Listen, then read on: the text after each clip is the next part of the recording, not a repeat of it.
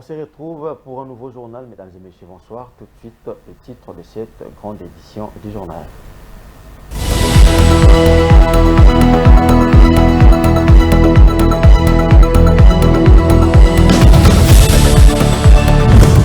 Le gouvernement congolais s'est félicité du rééquilibrage du contrat chinois. Le ministre d'État, ministre des Infrastructures, Alexis Guissaro, lors du briefing presse co-animé lundi dans la soirée, exprimait un satisfecit de l'exécutif national. L'enveloppe passe de 3 à 7 milliards avec un rythme de consommation très élevé. Dans une correspondance consultée le lundi 29 janvier et adressée aux différentes institutions dont la Banque centrale du Congo, le président de l'Assemblée provinciale de Kinshasa, Godin Poi, interdit au gouverneur de la ville, Jean Tiningouila, réhabilité dans ses fonctions depuis quelques jours par le vice-premier ministre de l'Intérieur, d'engager financièrement la ville de Kinshasa. La Fédération congolaise de football FECOFA ne lâche pas l'affaire après l'annulation par la commission d'appel de la Confédération africaine de football de la suspension infligée à Walid Regragui. L'instance tétière du football congolais annonce son intention de porter l'affaire au tribunal arbitral du sport via son communiqué publié le lundi 29 janvier 2024. Mesdames et messieurs, bonsoir. Encore une fois de plus, bienvenue dans cette nouvelle session d'information. La fête est loin de finir en République démocratique du Congo après la victoire épique de Léopard de la République démocratique du Congo face au pharaon d'Égypte à la Coupe d'Afrique des Nations. L'Angola a dépêché son émissaire à Kinshasa pour présenter ses félicitations au chef de l'État congolais.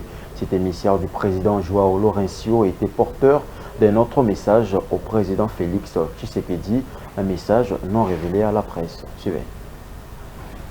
Je suis venu transmettre un message oral de son frère, le président João Manuel Gonçalves Lourenço.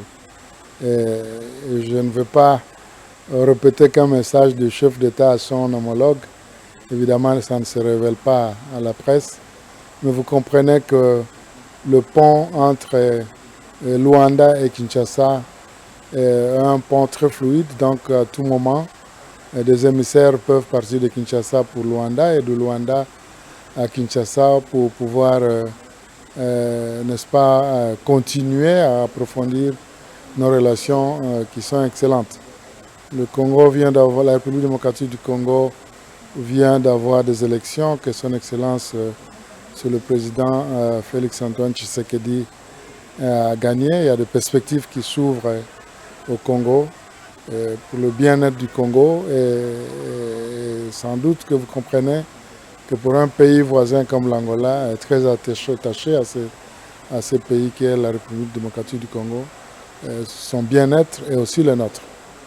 C'est dans ce sens-là que nous profitons de toutes bonnes relations que nous avons pour pouvoir donner encore beaucoup plus de contenu à cette relation, un contenu qui, n'est-ce pas, va dans l'intérêt de nos gouvernements et surtout de nos peuples.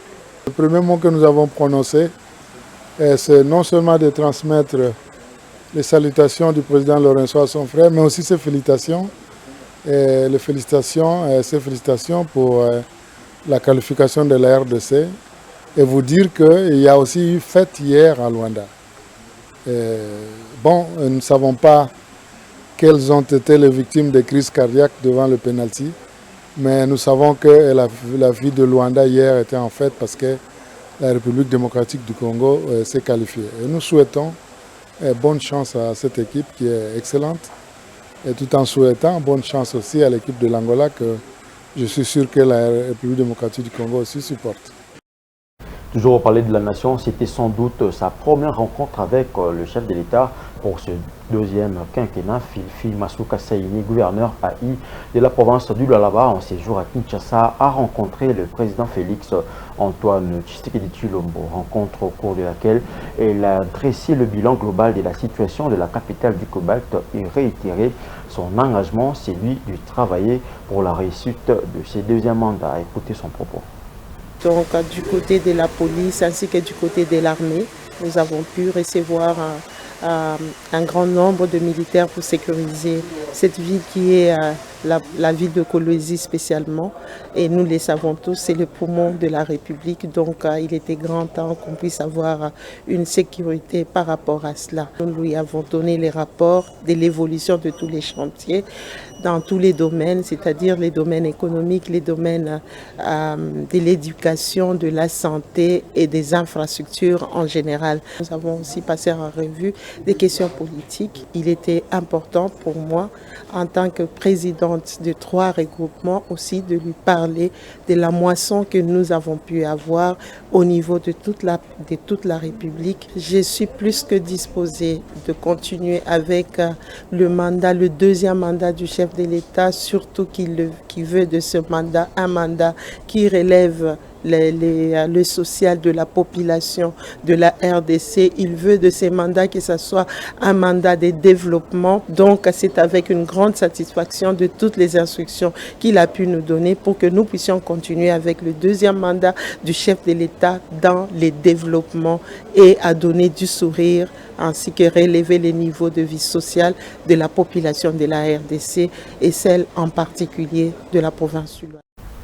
Rendons-nous à la chambre basse du Parlement. L'Assemblée nationale de la 4e législature a un nouveau bureau provisoire installé depuis le lundi 29 janvier au cours de l'ouverture de la session extraordinaire.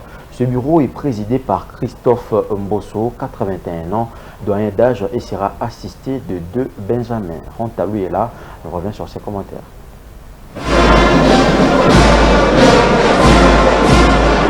Ils étaient au total 402 députés nationaux sur les 477 déclarés, élus provisoirement par la Commission électorale nationale indépendante au terme de scrutin du 20 décembre 2023.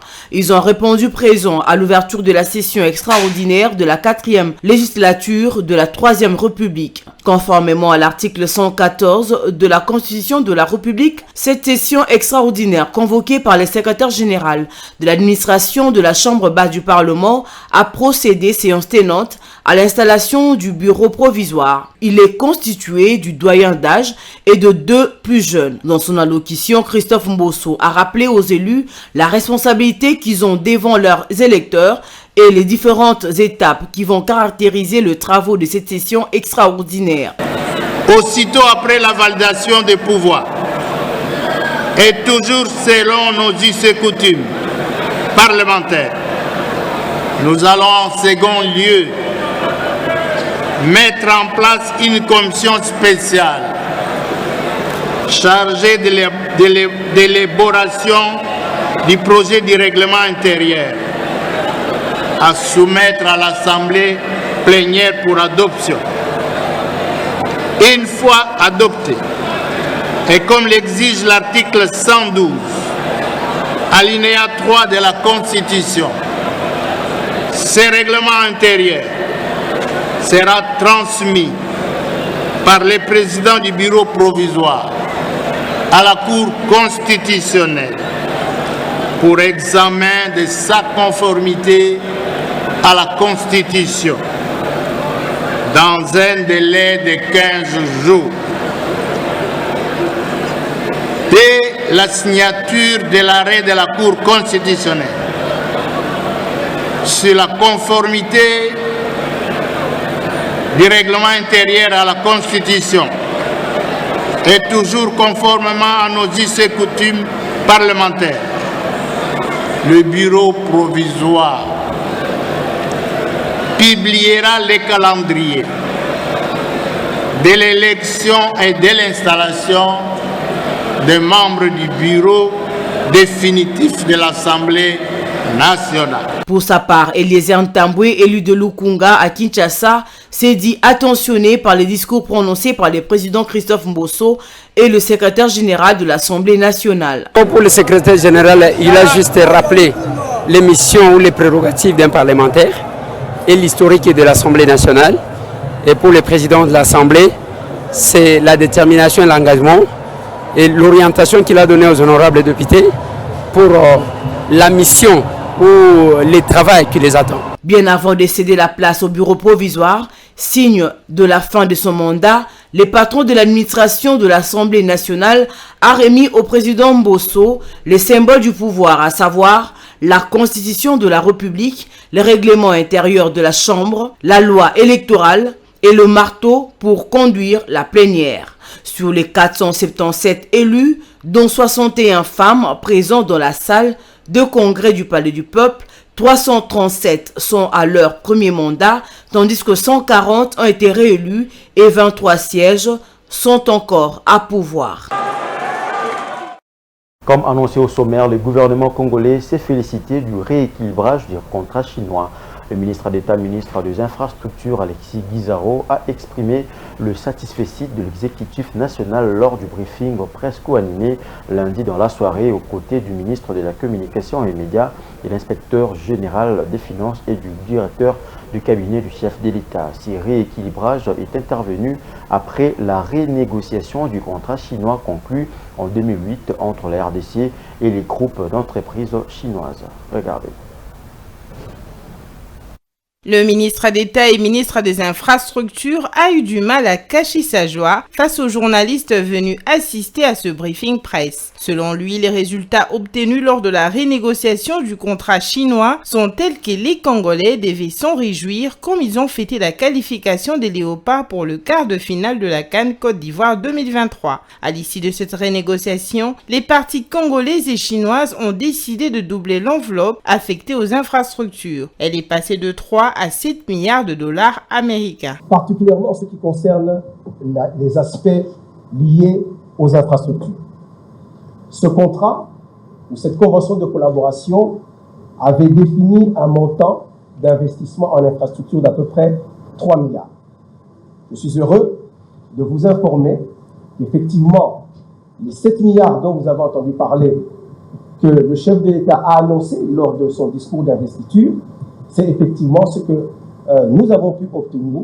Nous sommes passés effectivement de 3 milliards en infrastructure, en investissement en infrastructure, à 7 milliards. 15 ans après la signature de ce contrat chinois, la RDC n'avait pu bénéficier jusque-là que de 822 millions de dollars américains pour les infrastructures. Le montant actuel de cette enveloppe était de 26 millions de dollars américains. Après discussion, la partie congolaise a obtenu le rééquilibrage du montant annuel qui va passer de 26 millions à 324 millions de dollars américains, soit une multiplication par 10 de ce montant annuel à investir dans les infrastructures routières. Le choix prioritaire que va opérer le ministère des Infrastructures et des Travaux publics, ce sont bien sûr les routes nationales qui sont des routes structurantes.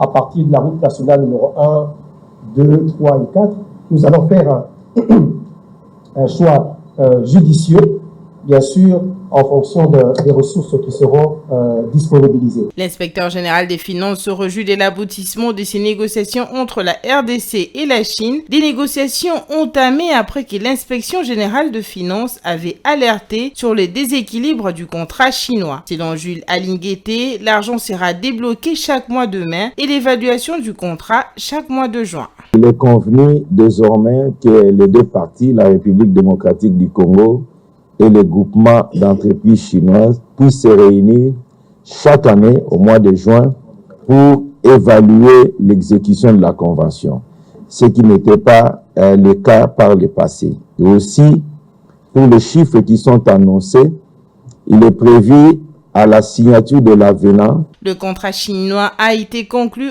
entre la RDC et le groupement d'entreprises chinoises en 2008 sous le régime politique de Joseph Kabila. Ce contrat prévoyait la construction d'infrastructures contre l'exploitation minière. Voulu gagnant-gagnant, le contrat chinois ne l'était vraiment pas puisqu'il a beaucoup plus profité à la partie chinoise. Maintenant qu'il a été renégocié, la population congolaise espère qu'il est réellement devenu gagnant-gagnant pour permettre de booster l'émergence de la RDC.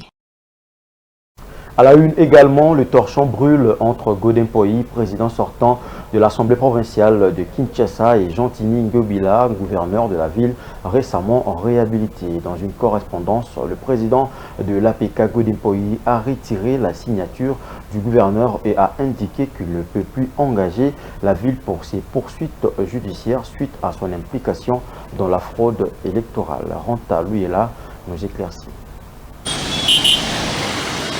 La réhabilitation de Jean-Tini Ngobila ne cesse d'alimenter les débats dans la ville de Kinshasa et suscite de réactions. La dernière en date est celle du président de l'Assemblée provinciale de Kinshasa, Godem Poy, qui après avoir saisi le vice-premier ministre, ministre de l'Intérieur Peter Kazadi, lui rappelant l'article 215 du règlement intérieur de l'Assemblée provinciale de Kinshasa qui stipule que tout membre du bureau ou de l'exécutif provincial sous les coups de poursuite judiciaire, 24 heures après sa notification, perdait automatiquement ses fonctions. Cette fois, c'est une correspondance qui date du lundi 29 janvier dont l'objet est repris en marge et le retrait de signature à Jean-Tini Ngobila, gouverneur de la ville de Kinshasa, réhabilité de ses fonctions le week-end dernier. Après avoir réservé copie à l'association de banques partenaires de la ville de Kinshasa, Godem Poy poursuit que Jean-Tini Ngobila ne pouvait plus engager la ville pour quoi que ce soit en vue de préserver les intérêts de Kinois. Ceci est une preuve éloquente qu'il s'agit soit d'un acharnement, soit encore d'une usurpation de qualité. Dans l'entretemps, le secrétaire provincial de Kinshasa invite tous les députés provinciaux de Kinshasa élus provisoirement de prendre part à la séance d'ouverture de la session extraordinaire du début de la législature 2024-2028, le lundi 5 février, au siège de l'APK. Restons toujours dans la ville-province de Kinshasa, la lutte contre le Kuluna se poursuit dans la capitale congolaise. De nouvelles mesures ont été prises par le commissaire divisionnaire adjoint de Kinshasa, le général Blaise Kilimbalimba. Désormais, les Kuluna qui se feront arrêter passeront devant la justice militaire pour répondre de leurs actes. Regardez. Pour les Kuluna, je vous dirais que c'est un phénomène qui existe depuis toujours, mais comme c'est un phénomène social, il faudrait que ces problèmes sociaux soient réglés. Mais aujourd'hui, la police est en quête de ces Kuluna pour les placer là où ils doivent être. La lutte contre eux, la police est en train de les traquer par plusieurs opérations qui se sont annoncées et qui continuent. Le transfert des Kuluna Kanyamasika CC, c'est l'une des solutions. C'est-à-dire, c'est dans le cadre de la réinsertion sociale, ils vont apprendre les métiers, les processus continuent. Mais il y a une programmation. Kanyamaka CC est considéré comme un centre. Les centres doivent avoir les instructeurs et là, comme c'est agro-pastoral, il doit avoir tout le nécessaire. Ce n'est que lorsque tous ces nécessaires sont réunis qu'on prend l'autre lot pour l'envoyer à Kanyamaka CC. Mais en attendant, tout Kuluna qui va se faire appréhender, il est en train de subir la rigueur de la loi. Parce qu'il ne faut pas parler des Kuluna comme si on parlait de quelque chose de léger. Les Kuluna, c'est un phénomène qui demande qu'au grand mot des grands remèdes. C'est-à-dire qu'il y a des infractions qui sont en train de commettre. Et on a fouillé dans la loi, on les a trouvés quelque part. Où lorsqu'ils terrorisent, lorsqu'ils coupent le cerveau de quelqu'un, vous voyez ces types de terreur. Et ces gens sont aujourd'hui transférés à la justice militaire pour qu'ils subissent la rigueur de la loi. C'était là le commissaire divisionnaire de Kinshasa, joint au téléphone par Enoch Kalanji. Autre chose à présent, le centre d'instruction militaire de Moura à Likasi, dans la province du Haut-Katanga, est touché par de nombreux dossiers suite au choléra. Plusieurs structures sont déjà mobilisées pour combattre cette maladie. Les autorités sanitaires demandent à la population d'observer les mesures d'hygiène pour contrer sa propagation, nous dit Laetitia Moulalo.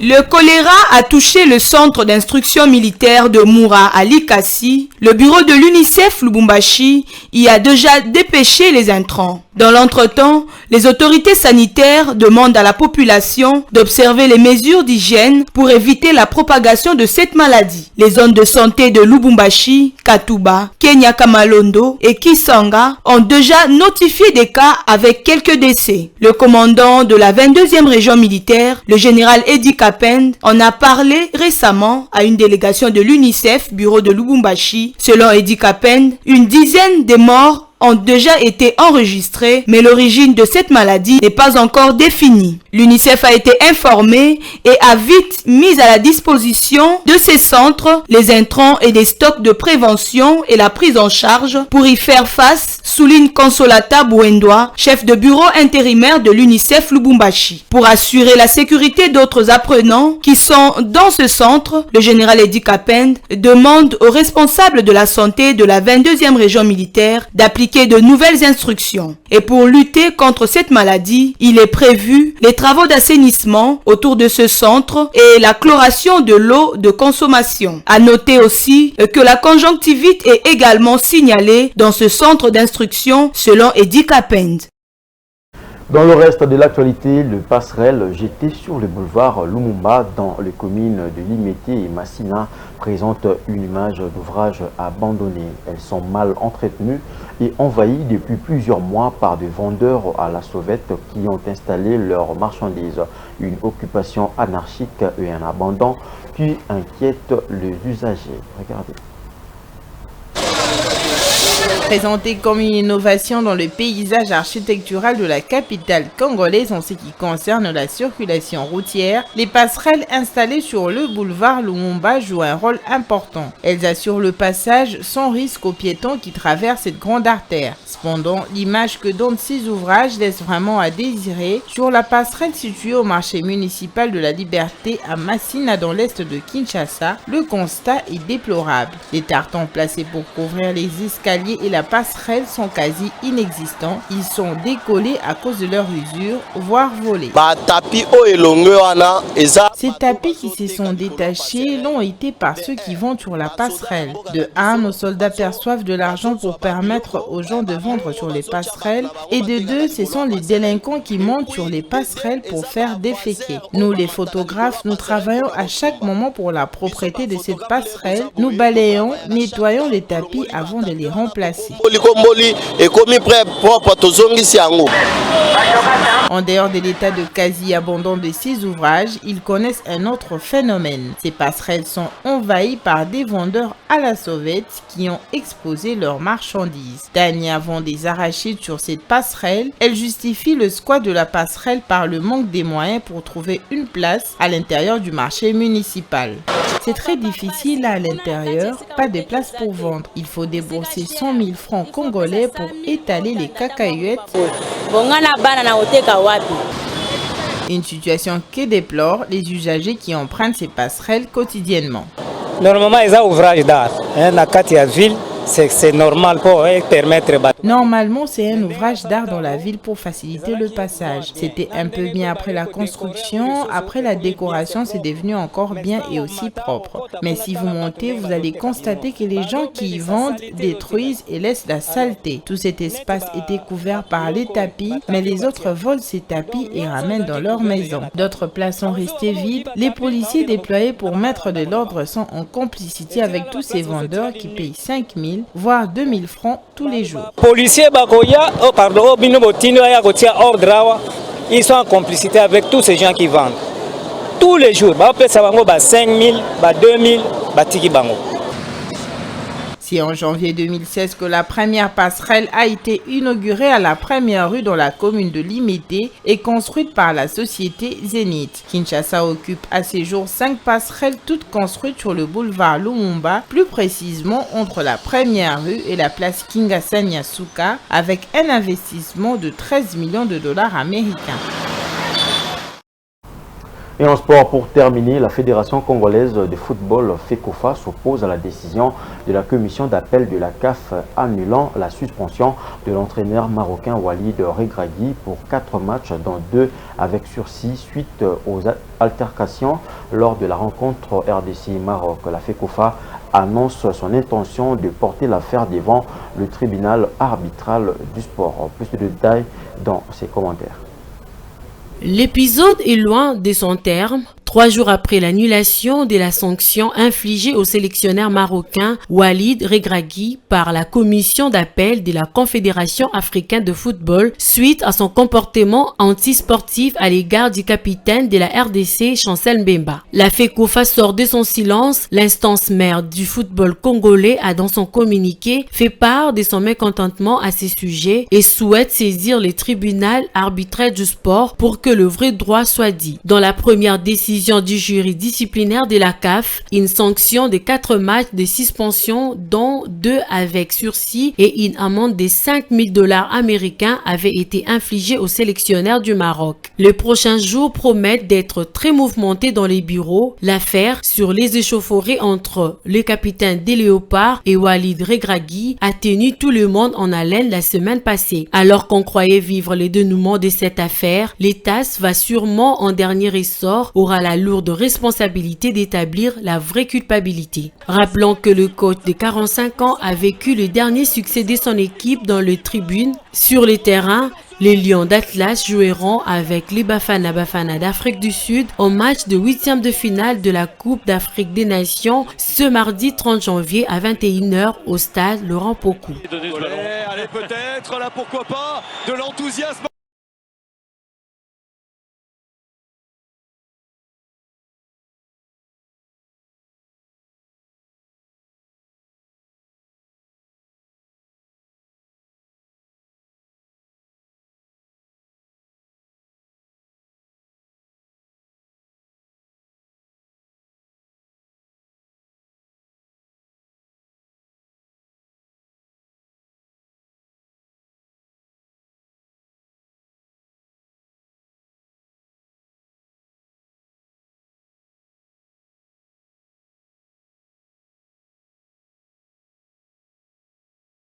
Ce jour est terminé, place à présent au rappel des titres.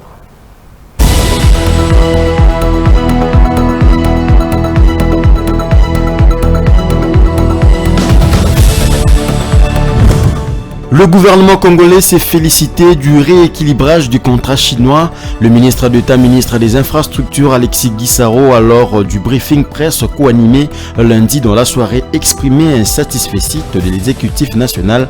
L'enveloppe passe de 3 à 7 milliards avec un rythme de consommation très élevé. Dans une correspondance consultée le lundi 29 janvier et adressée aux différentes institutions dont la Banque centrale du Congo, le président de l'Assemblée provinciale de Kinshasa, Godempoï, interdit au gouverneur de la ville, Jean-Tiningue, réhabilité dans ses fonctions depuis quelques jours par le vice-premier ministre de l'Intérieur, d'engager financièrement la ville de Kinshasa. La Fédération congolaise de football FECOFA ne lâche pas l'affaire après l'annulation par la commission d'appel de la Confédération africaine de football de la suspension infligée à Walid Regragui. L'instance tétière du football congolais annonce son intention de porter l'affaire au tribunal arbitral du sport via son communiqué publié le lundi 29 janvier 2024.